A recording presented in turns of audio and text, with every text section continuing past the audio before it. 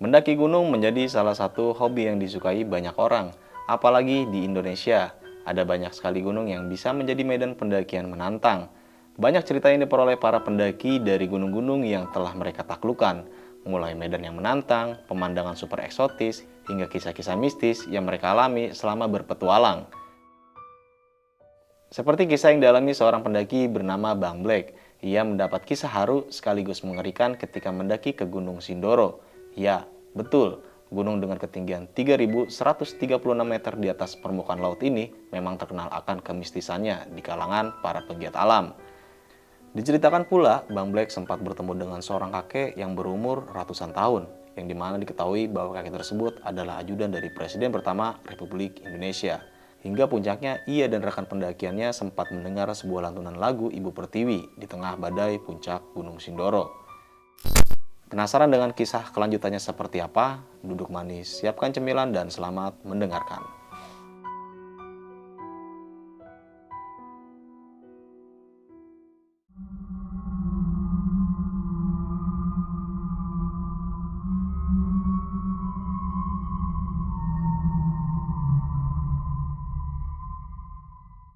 Assalamualaikum warahmatullahi wabarakatuh. Balik lagi dengan gue Indra di Besok Pagi. Sebelumnya gue sangat berterima kasih banget buat teman-teman semua yang sudah mensupport dan menonton Besok Pagi sampai saat ini. Semoga teman-teman semua yang menonton dan mendengarkan Besok Pagi selalu diberikan kesehatan oleh Tuhan Yang Maha Esa. Di kesempatan kali ini yang pasti gue masih mendatangkan narasumber. Dan narasumber gue kali ini adalah seorang pendaki asal Bogor nih. Dia datang dari jauh-jauh, datang ke sini yang pastinya ingin menceritakan pengalaman pendakian horornya. Dan mungkin kita nggak usah bertele-tele lagi, kita langsung aja sapa narasumber gue kali ini. Halo. Oke. Abang Black ya? Iya. Nah, Abang Black ini dari Bogor. Dari mana Bang Bogor itu, Bang? Bogornya Terminal Baranang Siang. Terminal Baranang Siang. Emang dekat banget sama terminal tuh, Bang? Iya, deket banget dah pokoknya. Dekat Tugu Kujang. Oh, dekat Tugu Kujang. Dan Bang Black ini mempunyai pengalaman horornya waktu di pendakian Gunung Sindoro ini tepatnya di tahun berapa tuh, Bang? Tahun 2017-2018.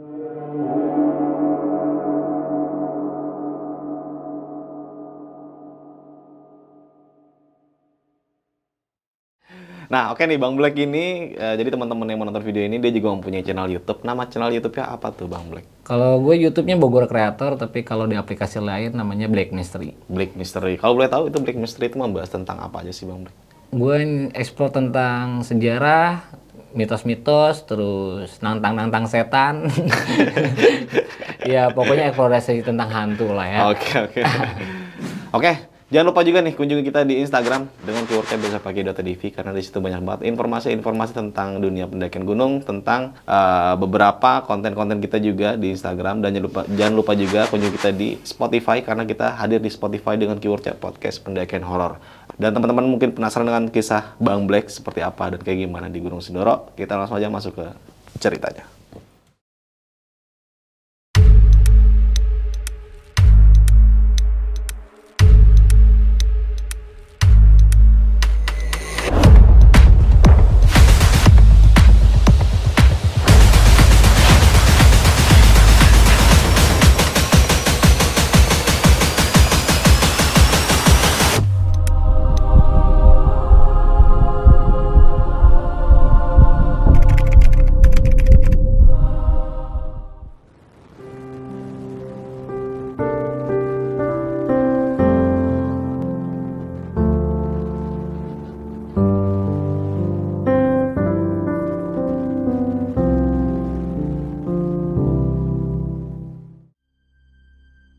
Jadi gini Bang, gue sebenarnya perjalanan ini gue nggak sengaja gitu ya. Dari teman gue ini emang janjian sama yang lain gitu kan. Menurut dia teman yang lain itu nggak bisa bentrok jadwalnya, dia nggak bisa ngikut, jadi dilariin gue yang awal gitu kan. Nah, gue pokoknya akomodasi apapun itu gue dikasih sama dia, dan gue berangkat besoknya. Itu ngedadak banget, malamnya datang ke rumah, paginya gue harus berangkat. Nah, gue berangkat cuma berdua di sini sama brother gue Sopian ini. Dia yang semuanya akomodasi semua. Gue berangkat dari terminal Bogor, nyampe ke terminal Wonosobo itu kalau nggak salah itu jam 8, jam 9 malam gue. Hujan gede. Nah, otomatis gue baru perdana dong ke Sindoro ini kan. Gue baru perdana dan gue hujan gede, nggak tahu celah, ada tukang ojek nyamperin. Bang, keledung ya? Ya udah iya, gitu kan. Langsung aja iya gue cuman bayar 20.000, itu murah banget sumpah. Hujan gede, gue dikasih mantel sama pian berangkat.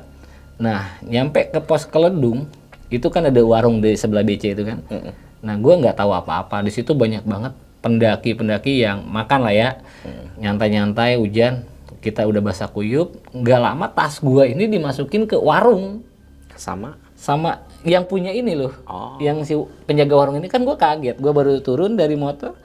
Tas gue dimasukin ke warung. Dan nggak lama gue disuruh ngopi. Nah, gue nggak ada pemikiran lain lah ya. Namanya orang jauh mungkin baik lah ya. Gue juga, alhamdulillah gue udah diterima silaturahmi oleh posko keledung itu. Dan gue registrasi. Temen gue masih di warung, gue registrasi. Katanya besok lagi aja ke sini. Ya udah, siap. Gue balik lagi ngopi-ngopi, nyantai-nyantai. Orang lain itu pendaki semua itu kan pada tidurnya di base camp. Iya kan, udah disediain. Kenapa gue disuruh tidur di dalam warung? Jadi cuman Bang Black aja nih? Iya, gue sama temen gue doang ini. Oke. Nah, abis gue ngopi makan, gue masuk ke dalam warung. Gak lama si bapaknya ini ngeluarin apa sih kayak tungku. Nah, tungku ini tuh udah anget banget lah pokoknya buat kita apa sih dibilang perapian gitu kan, ngangetin badan. Kita dikasih rokok lintingan gitu kan. Gue baru nyobain rokok pakai kemenyan. Rokok ini sakit tuh. Iya, tapi enak anget Bang sumpah. Nggak tahu itu gua nyobain, terus dikasih nasi jagung juga, nanya-nanya, kita ngobrol-ngobrol. Gue bilang dari Bogor, alhamdulillah. Dan gue yang pemikiran gue itu kayak gini, kok orang lain nggak disuruh masuk ya? Gua doang. Sempat ada pertanyaan nggak tuh waktu itu? Gue sebenarnya sempat, tapi gue ragu. Gue takut gitu kan. Orang namanya gue baru berdua gitu kan. Ya udah lah, orang welcome kok. Nah, nggak lama ini ada suara batuk dari dalam. Kayaknya ada kayak kakek. Pas gue lihat dinding itu banyak gambar Soekarno. Gambar ini.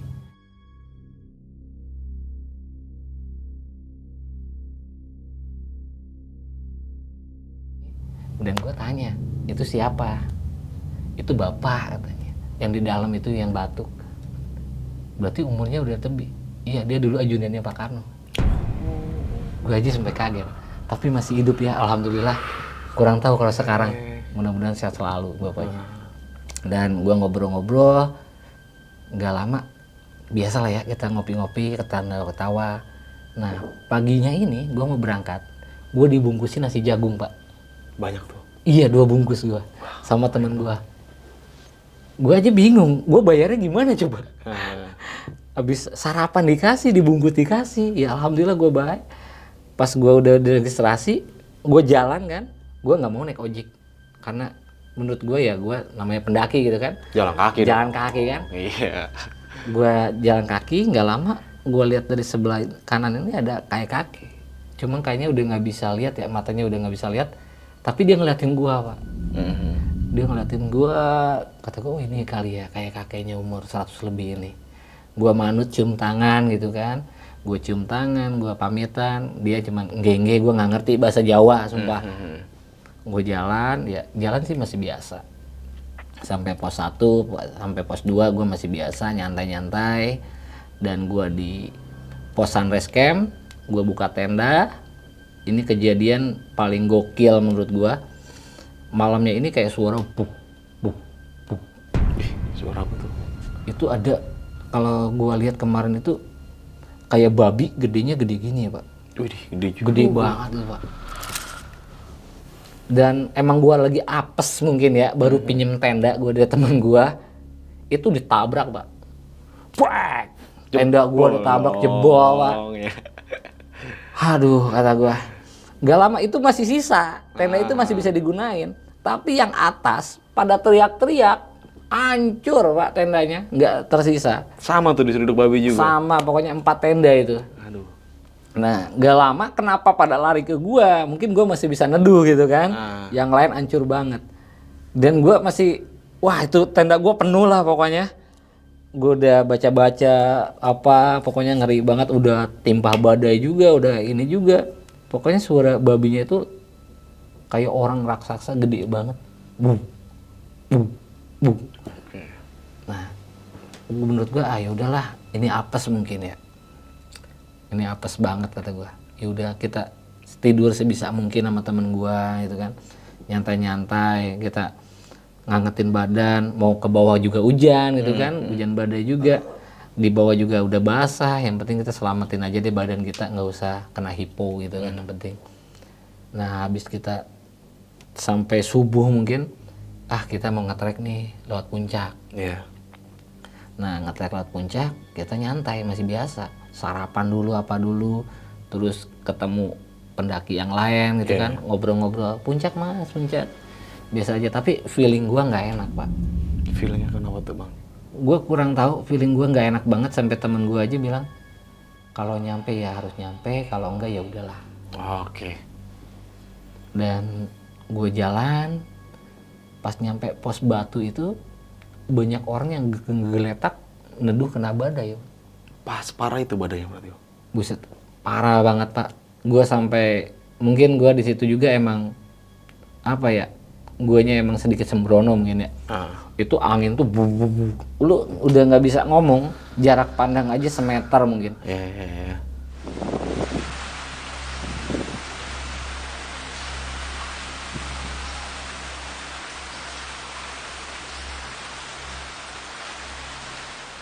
Nah, gua putusin sama temen gua. Lu mau muncak, ikutin aturan gua. Kalau nggak bisa, kita nggak usah dipaksa. Karena puncak bukan segalanya gitu kan. Kita yang penting pulang selamat, datang selamat gitu. Nah nggak lama, ini ada 2 orang nih cowok. Yang satu gemuk, yang satu biasa aja gitu badannya. Dia nanya, bang mau muncak? Iya kata gua. Dia bilang, gua udah 4 kali bang ke Sindoro nggak pernah nyampe puncak. 4 kali tuh. 4 kali dia ke Sindoro nggak pernah sampai puncak. Pas gua tanya dia orang mana, dia bilang saya dari Kalimantan. Yang satu lagi dari Sumatera. Luar pulau semua nih. Iya, dia kuliah di Surabaya dia. Oke. Nah, pokoknya dia janjiin kalau dia bisa sampai puncak, ini sweater gua kasih malu. Wah, bikin challenge tuh. Iya, itu sweater mahal bang. Sumpah gue lihat, wah ini sweater lumayan gitu kan. Kata gue ya udahlah, yang penting gue anterin lu sampai puncak. Tapi lu ikutin aturan gue, nggak bisa jangan dipaksa. Namanya kita sambil nerjang badai kan, kita pegang-pegangan pak, semua pegang-pegangan. Itu udah angin udah buas, udah gimana tahu, ngedenger suara burung pak. Suara burung jalak hitam, dia itu cet nuntun kita dari depan, celet. Nah gue udah feeling nih, wah yang ngebuka jalur nih Si burung itu ya. iya, ngebuka jalur nih. Gue habis pelan-pelan terus tetap sambil baca doa gitu ya, pelan-pelan. Terus nggak lama burung ini ngilang. Nah burung ini ngilang, suaranya ada sebelah kiri. Nah gue ikutin kan ke kiri. Itu bener pak, sebelah kanan itu udah nggak ada trek. Jurang. Iya kayak udah tebing aja gitu longsor. Oke. Nah nggak, gue ngikutin jalur ke kiri lagi kan. Hati-hati kata gue, ini hati-hati kata gue. Pokoknya hati-hati, awas belakang. Nah temen gue kan ada yang bawa tas kecil gitu kan. Nah talinya ini sama dia dilepas, jadi panjang kan. Nah gue jadi pegang-pegangan tali, pokoknya gue yang pertama. Kata gue kalaupun gue jatuh mungkin gue masih ketahan gitu kan. Nah gue jalan duluan. Nah gue kan nyari patok kan. Patok mana? Hilang, itu patok udah nggak hilang. Sekitar 15 menitan gue jalan nyampe puncak itu nggak nyampe-nyampe pak. Wih. Nggak nyampe-nyampe gue nyampe puncak ini. Nah nggak lama si burung ini tuh ada di tengah-tengah batu, ada batu kecil segini. Dia mencolok di sini. Nah gue tanya, itu burungnya di situ tuh kata gue. Iya. Pas temen gue nyampe ke situ duluan, dia nyari pelang kan. Iya. Ini pelang mana? Ini pelang mana? Gitu. Di depan itu kan ada kawah. Iya benar. Kata dia, wah pelangnya hilang pak, pelangnya hilang. Gue nyariin dong, wah ada di pojok sana. Pas gue nyari pelang sana ngejar sama bendera merah putih hancur kan. Gue angkat, gue jalan. Temen gue pada sujud syukur pak. Kenapa? itu ngedengar suara kayak kakek nyanyi Ibu Pertiwi. Dan di situ gue belum denger ya, gue bawa, kata gue, lalu kenapa pada nangis? Lu dengerin namanya apa, angin kenceng kan, lu dengerin bang, dengerin apaan? Ya, lu dengerin dah. Gue diem, gue merinding pak, sumpah. Gak lama dia ngomong, lu denger gak suara kakek? Gak ada, gue bilang. Lu fokus. Nah, ini yang 3 ini nangis.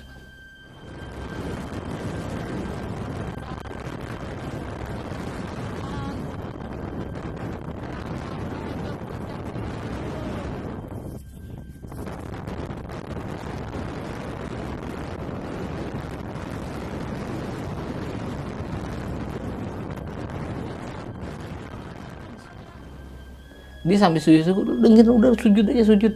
Nah pas gue dengar suara kayak kakek nyanyi Ibu Pertiwi ini, tulang gue ini udah kayak nggak ada. Lemes banget gue langsung brek megangin merah putih, duduk bersimpu gue. Cuman gue denger nyanyiin Ibu Pertiwi sambil ada kayak kita ini tuan loh di tanah kita sendiri. Kita ini tuan. Gue cuma denger kayak gituan doang. Cuma gue sambil nangis, sujud syukur. Lu percaya nggak dari badai langsung cerah? Seketika langsung gitu aja. Seketika langsung cerah. Itu badai langsung hilang. Gue langsung, wah ini kuasanya Allah, gue bilang gitu ya. Gue sampai nggak bisa mikir. Gue hampir 20 menitan duduk di situ ngeliatin cuaca langsung cerah. Padahal teman-teman gue sambil megangin bendera, gue aja udah mau nyebat aja, gue udah malas banget, tangan gue udah gak kayak ada tulang, gue nyender di batu sambil santai. Ya udahlah, kata gue turun yuk, kita turun, santai dulu bang, kata anak Kalimantan. Gua di sini 4 kali nggak pernah nyampe puncak, tapi sekarang baru nyampe puncak. Gua nggak tahu, langsung dengar suara nyanyian Ibu Pertiwi. Dia sampai nangis. Jujur gua aja kalau udah dengar suara itu gua pasti nangis pak. Kebayang kayak gitu kan. Pas gua mau turun, gak lama di bawah banyak pendaki yang naik. Kita papasan, bang turun. Iya. Kenapa bang? Kok pada nangis?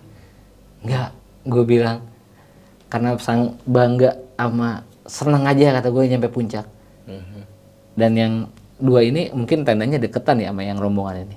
Bang udah turun lagi? Udah cukup, gue ke Sindoro.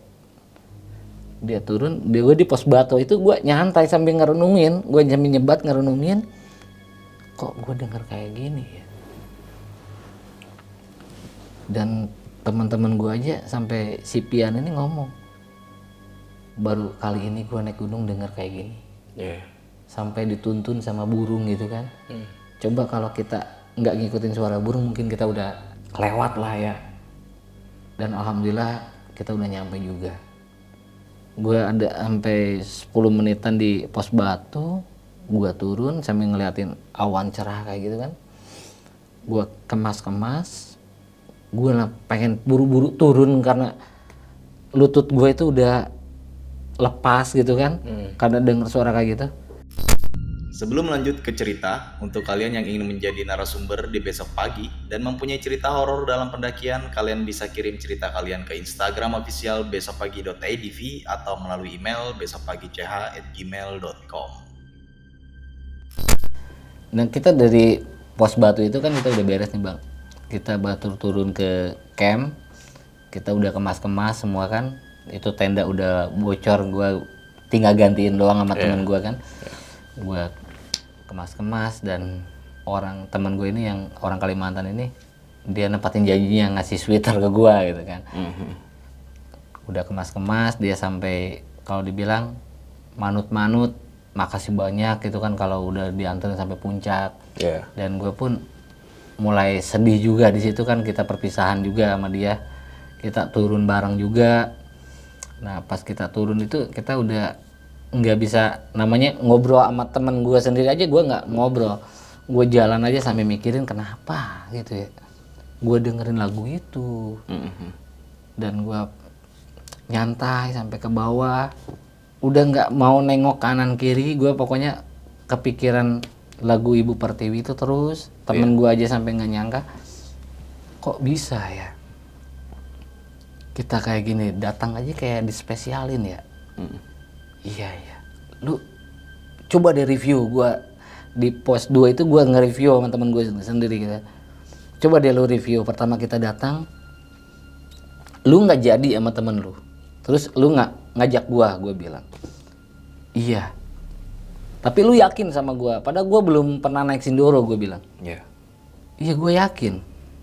Kenapa lu bisa yakin? Gue tanya-tanya jawab sama temen. Ya gue pengen aja sama lu, ngajak lu gitu kan. Ya udahlah. Dan gue pun di situ pakai kemben Bali, terus pakai topi itu ya, selendang Bali di sini. Gue ya nyantai lah, kata gue. Gue nggak kepikiran pas. Tapi gue kepikiran itu pas gue nyampe ke pos. Tas gue langsung dibawa ke dalam. Terus gue dikasih makan, kasih ini, mereka sopan sama gue baik sama gue. Mungkin emang jalan syariatnya kayak gitu, gue bilang ya.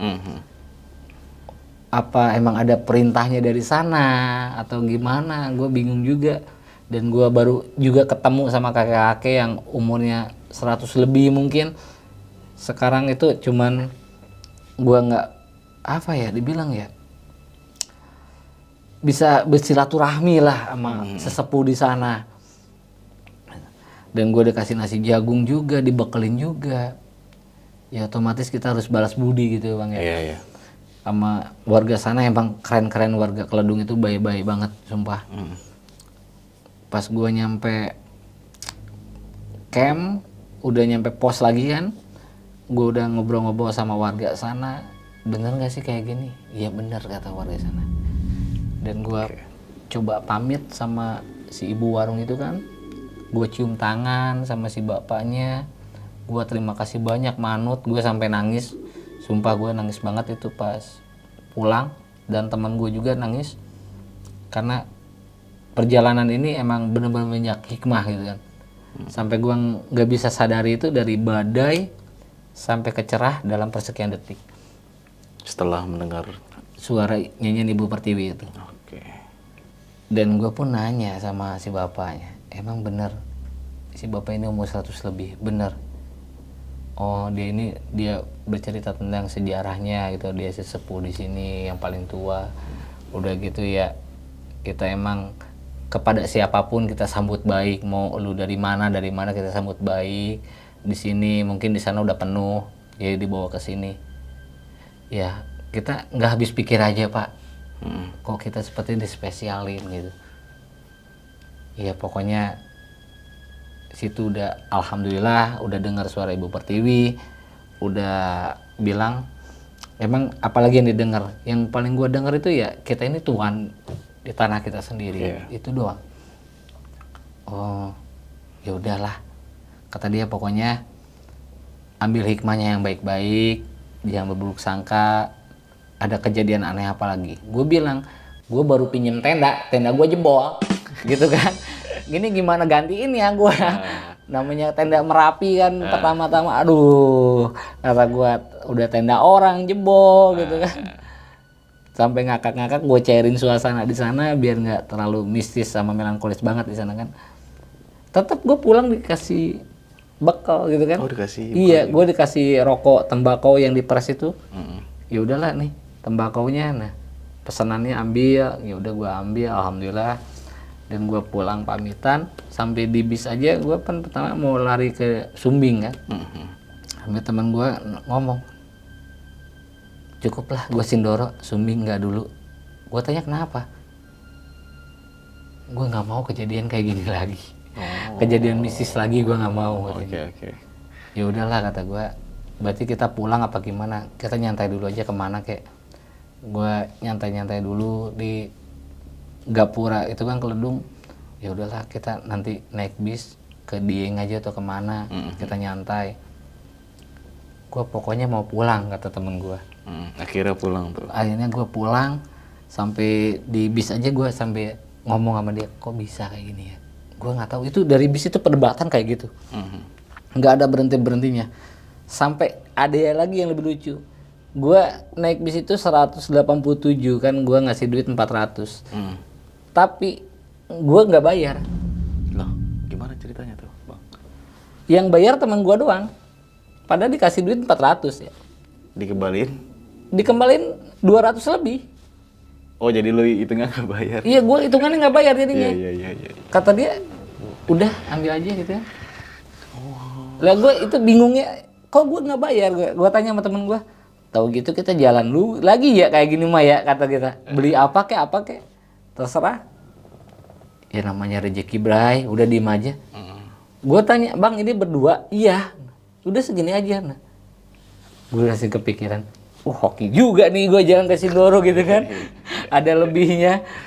Dan teman gue ini udah berangkat nyampe terminal, itu cerita sampai ke warga kampung-kampung gue. Sampai anak-anak pendaki aja nggak pada percaya, lu beneran ini kena badai gini langsung. Lo saksinya, gue tanya. Lu lihat aja gini-gini videonya ada semua. Oh iya, oh ini. Gue sampai nggak habis logikanya sampai sekarang gitu ya. Kalau denger nyanyiin Ibu Pertiwi, gue nangis pak. Karena kebayang pada waktu Kebayang, itu, ya. pasti gue kebayang. Namanya kakek tua renta, suaranya gimana sih? Terus nyanyiin Ibu Pertiwi. Nah itu yang bikin gue kebayang. Pokoknya kalau gue udah dengar suara itu udah. Pas tadi gue cerita aja gue merinding, udah malas gue. Beneran, gue udah capek kalau dia. Nah, berarti nih ya, di pendakian lu saat itu nih Bang, lu mendokumentasikan dalam bentuk video waktu kejadian waktu badai itu juga nih. Iya. Oke, nanti videonya bisa ditayangin di sini tuh Bang ya. Silakan. Oke.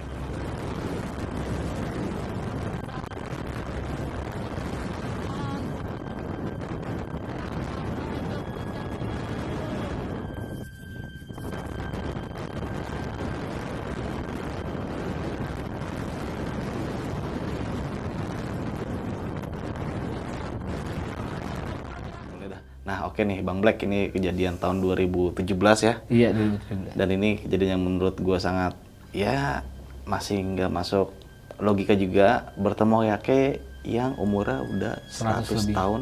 Tapi alhamdulillah banget waktu pada saat itu masih sehat. Semoga sampai sekarang nih Bang ya. Amin. Masih sehat juga. Dan masih aktif lah menyambut beberapa tamu-tamu pendaki-pendaki yang lain ya. Nah, gimana tuh Bang Black menanggapi bertemu oleh sosok kakek-kakek yang umurnya 100 tahun lebih dan dia ternyata ajudan dari Bapak Presiden pertama kita yaitu Soekarno. Iya, bangga lah bang. Gue bangga karena gue emang senang-senang sejarah. Sebenarnya gue pengen ngobrol banyak gitu ya. Cuman guanya emang bego bahasa Jawa. Gue nggak bisa bahasa Jawa, dan si bapak ini juga bahasa Jawanya kental banget gitu kan, Jawa halus. Gue nggak ngerti jadinya. Gue engge baik gitu kan. Padahal gue pengen tahu sejarahnya, sumpah. Gue engge aja. Gue beneran, gue kalau orang naik sama anak Jatim, anak Jawa Tengah, mereka bawa ngomong bahasa Jawa, paling gue jawabannya satu, Janco, udah itu doang. Gue nggak ngerti sumpah bang. Lu tanya deh sama anak-anak, gue pasti udah. Lu percaya nggak? Gue pertama nama Janco itu ya, gue dijebak sama temen gue, orang Jawa Timur. Gimana ceritanya tuh Bang? Nih, gue lagi di, kalau nggak salah gue di gunung mau berangkat ke Arjuno ya, itu rame banget bang, banyak pendaki. Lu mau nggak? Lu berani nggak? Apaan? Lu nyebut Janco. Janco itu apaan? Pokoknya keren banget dah. Iya, lu bilang tuh, Janco, Janco. Oke lah, gue kan orang cuekan ya, kalau di gunung ya peduli setan gitu kan. Gua tunjuk tuh semua, Janco kalian semua. Itu orang gua mau dipukulin bang. Sumpah, sampai teman gue itu base camp Cah Edi itu, Cah Edi Arjuno sampai ngomong, kenapa mas? Itu nggak boleh, saru, kasar gitu. Pokoknya Janco kalian. Itu setiap gua ketemu pendaki pasti gua ngomong Janco ya. Itu ngakak banget gua. Sampai apa ya? Gua di Semeru di mana pasti gua, woi Janco, pasti itu kebayang. Itu emang anak Surabaya itu emang ngeselin itu. Nah oke deh, Bang Black ini sangat kocak sekali ya. Awal mula ketemu arti kata Janco itu dari beberapa teguran orang ternyata lu awalnya tuh nggak tahu ya? Gua nggak tahu pokoknya itu. Malah gua bikin apa ya? Bikin baju namanya Jancuk gua. Nah, di Bang Black di pendakian Sindoro nih, waktu mampir di warung itu kan sempat ditunjukkan beberapa, itu nggak waktu sempat ditunjukkan beberapa kayak kepunyaan dari si kakek tersebut. Karena kalau gue pikir pribadi dari gue sendiri, lu itu menjadikan tamu istimewa, sedangkan teman-teman yang lain ini nggak ada yang tidur di warung tersebut. Ya, Atau mungkin ada obrolan-obrolan lebih intim kayak gitu. kalau gue sih sama kakeknya enggak ya. Cuman gue lihat foto-fotonya itu kan banyak banget, kepajang banget di dinding-dinding dia. Dan di situ aja udah kelihatan bahwa karismanya itu benar-benar ada waktu sama Pak Karno, waktu sama si A, si B, si C gitu kan. Wah udah, berarti emang udah ini sepuh gitu kan. Ya. Ya gue nggak berani tanya-tanya lebih dalam karena takutnya gue kurang ajar. Namanya gue bertamu gitu kan. Kecuali kalau dia ngebuka sendiri, oh ada kepentingan spiritual, bener-bener spiritual, baru gue berani gitu kan. Tapi namanya gue semi mendaki, ya sambil menyelam minum susu lah. Ya.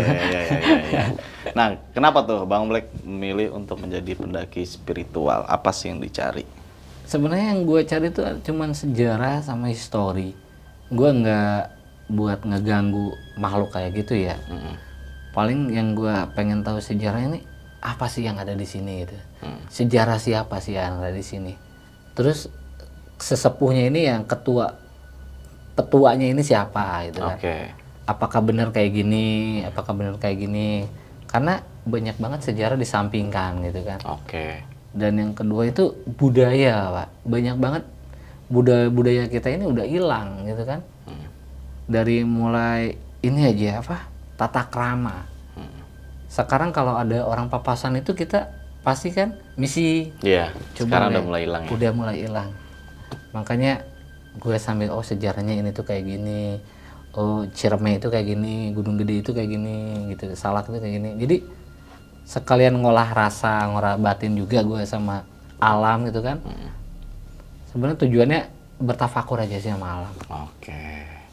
Nah, keren sih, keren. Nah, memang gue sering banyak menjumpai beberapa pendaki spiritual dan jawabannya nggak jauh-jauh beda sama Bang Black nih. Lebih menggali sejarah dari beberapa tempat yang dia kunjungi nih. Kayak gunung ini sejarahnya seperti apa sih? Iya. Itu lebih bermanfaat juga. Gue kadang pernah mendaki sama orang spiritual, itu spiritual banget. Selama pendakian itu Bang, gue dikasih tahu sejarah dari inti dari gunung itu. Wah, keren. Jadi gue selama pendakian itu nyaman banget. Pulang naik gunung, dapat olahraganya juga dapat, sehatnya dapat, pulang bawa ilmu. Iya. Sampai rumah kan kita gali lagi tuh ilmu tersebut. Nah, Bang Black, menanggapi dari kasus waktu di tempat Sunrise Camp, kan lu ada tragedi yang dimana tenda lu diseruduk babi tuh. Nah, menanggapi babi-babi yang ada di gunung nih, itu gimana tuh nyikapinya kita? Jadi menurut gue ya gini ya, namanya makanan itu, babi itu kan mencium makanan ya. Bau-bau makanan. Itu makanan itu digantung di luar sama keril kita itu digantung di luar, di pohon digantung karena kalau tenda kita bau makanan itu pasti. Dan ada yang bilang disemprot dulu pakai kampar pinggirannya. Sebenarnya kita bawa minyak wangi kan nggak mungkin ya Pak ya. Iya, benar. Kita kan nggak boleh. Yang penting makanannya itu kita plastikin, kita taruh jauh-jauh dari tenda. Nah, karena bahaya banget kalau babi itu udah nyium-nyium tas, wah udah diterjang Pak. Apalagi babinya gede gini kan. Asli. Tahu sendiri. Asli. Gua aja udah bingung. Gua gobloknya gue itu ya tenda gua, keril gua taruh di dalam tenda itu aja sih. Berarti lebih jaga kebersihan ya Bang ya. Dan jangan buang sampah sembarangan. Kalau habis makan juga jangan buang sembarangan karena menghindari ya tadi tragedi yang dialami Bang Black itu ya. Iya. Karena sekarang banyak banget tuh kasus-kasus kayak beberapa pendaki yang tendanya diseruduk babi itu Bang. Dan itu kan menjadi fenomena yang udah nggak asing sekarang ini. Iya. Kalau dulu mungkin jadi asing karena mungkin nggak tercemar mungkin ya. Iya, karena kan dulu itu kita masih buang sampah itu kita masukin ke plastik gitu kan dibawa pulang lagi. Kalau sekarang itu emang nggak terlalu terjaga dari pendakinya sendiri itu nggak punya sadar diri. Ya minimal kita ini aja lah buang sampah kita habis cemil coklat atau permen ya masukin ke tas atau gimana. Soalnya kan itu mengundang juga Pak. Iya benar. Jadi ketika babi itu kan kita datang bertamu lah, bertamu ke tempat mereka, terus habitat mereka kita ganggu gitu kan. Nah, otomatis mereka ganggu kita ya wajar. Benar sih ya. Jadi karma tersendiri bagi kita sendiri, Bang. Nah, Karma kita yang buat, ya kita yang rasain sendiri. Nah, ini sangat merinding banget ceritanya. Waktu di puncak itu, setelah melewati badai, mendengar suara nyanyian Ibu Pertiwi, yang suaranya tersebut dari seorang kakek tuh Bang ya. iya. Itu gua nggak bisa ngelukisin atau menggambarin seperti apa tadi Bang Black setelah menceritakan kejadian itu, ya gue merinding lah, apalagi di situasi yang dimana keadaan lagi badai, mendengar suara seperti itu dan semuanya mendengar ya Bang ya, dan kabut langsung Cerah. cerah seketika tuh Bang. Seketika itu. Sekian per detik langsung cerah. Oke, gimana tuh Bang lu responnya bersama teman-teman yang lain pada saat itu menyaksikan fenomena seperti itu? Orang gue udah bilang lutut gue, tulang gue itu udah nggak bisa ngapa-ngapain, udah pokoknya gue duduk di batu sambil ngerenung, sambil dengerin lantunan itu. Semua yang temen gue itu pada sujud syukur, ada gimana, ada yang nangis, pada nangis semua. Dan gue emang apa ya, dibilang di luar logika lah kayak gitu. Dan baru pertama kali nih Bang? Baru pertama kali kayak gini gue dengar suara nyanyian kayak gitu tuh. Karena di gunung-gunung yang lain gue nggak pernah ngalamin kayak nyanyian Ibu Pertiwi ini. Dan baru di Sindoro Baru ini. di Sindoro ini. Jadi pengalaman yang mungkin tidak terlupakan di pendakian Gunung Sindoro ini Bang ya? Iya. Nah, warga lokal tadi sempat bilang kalau memang ada seperti itu Bang? Ada. Pada temen gue juga ada pendaki spiritual juga dari Jatim, dan dia nanya emang betul. Betul ada? Betul kayak gitu. Emang di Sindoro itu adalah nyanyian Ibu Pertiwi. Tapi nggak semua? Nggak semua bisa udah Oke. dengar. Cuman orang-orang tertentu atau orang-orang dibilang beruntung sih enggak gitu kan. Ya cuman mungkin lagi apesnya aja gue kayak gitu. Ya yang tadi lu bilang ya, lagi hokinya. Lagi ya. hokinya gue kayak gitu. Nah, sampai saat ini ada niatan untuk balik ke Sindoro atau mungkin ke Sumbing atau mungkin gunung-gunung sekitaran situ Bang? Gue terakhir kemarin tuh Sindoro itu bawa OT ya, open trip ke Sindoro. Ya alhamdulillah nggak ada kayak gituan. Oh, nggak ada lagi tuh? Nggak ada lagi, gue nyantai. Berkunjung lagi ke rumah bapak itu, kakek itu? Gue berkunjung lagi sama bapak itu, tapi alhamdulillah si bapak itu masih ada gitu kan, masih kenal. Oh, iya. Dan janji gue juga gue bawain apa, jengkol gitu kan. Gue emang bawain juga ke sana gitu Oh, kan. emang lu janji buat bawa jengkol? Bawain jengkol gue ke sana. Nah, bicara tentang trip, emang Bang Black ini suka ngadain trip pendakian gitu? Kalau gue ngadain trip sih enggak, cuman kalau gue paling ikut pengawalan aja. Jadi bagian sweeper gue paling belakang, kalau nggak bagian logistik. Oh, lebih ke tempatnya ke volunteer atau Iya. bantu-bantu Bang ya? Iya. Oke. Nah, ini cerita sangat menarik banget dari Bang Black pendakian Gunung Sindoro tahun 2017. Semoga teman-teman semua yang menyaksikan video ini bisa mengambil sisi baiknya dan menjadikan pelajaran kita semua. Yang buruknya jangan lu ambil, lu buang jauh-jauh. Nah, Bang Black, sebelum mengakhiri cerita nih, punya pesan-pesan gak nih Bang buat teman-teman semua yang menonton video lo kali ini? Oke, khususnya buat para pendaki ya, buat para pendaki tolonglah ketika kalian BAB ikuti, gali dulu tanahnya, jangan BAB sembarangan, buang sampah sembarangan. Jadi banyak-banyak pendaki goblok atau idiot dengan bawa tenda satu layar gitu kan. Tolonglah safety, karena kesehatan kalian, keselamatan kalian itu ditanggung kalian sendiri. Ya. Yang kedua buat para spiritualis atau kayak gimana pun, tolonglah dijaga tata keramanya, jangan sampai merugikan orang lain atau apapun itu. Oke. Tetap safety dalam pendakian. Kalau kalian adalah pendaki pemula, lebih baik naik sama orang berpengalaman. Tetap berpikir positif, karena itu penting banget dalam perjalanan kalian, baik itu pendakian ataupun kehidupan kalian masing-masing lah. Mau jalan kemana, gak cuma di gunung aja, di kota, di kampus, di kantor, dan lain-lain. Tetaplah menjaga etika dan tata krama ya Bang, sopan santun itu penting banget. Oke, dari gue Indra, mungkin gak ada pesan-pesan lebih detail lagi. Semoga teman-teman semua bisa mengambil sisi baiknya dalam video kali ini. Saksikan video-video berikutnya dari besok pagi. Kurang lebih mohon maaf. Wassalamualaikum warahmatullahi wabarakatuh. Oke, thank you Bang Black. Thank you Bang.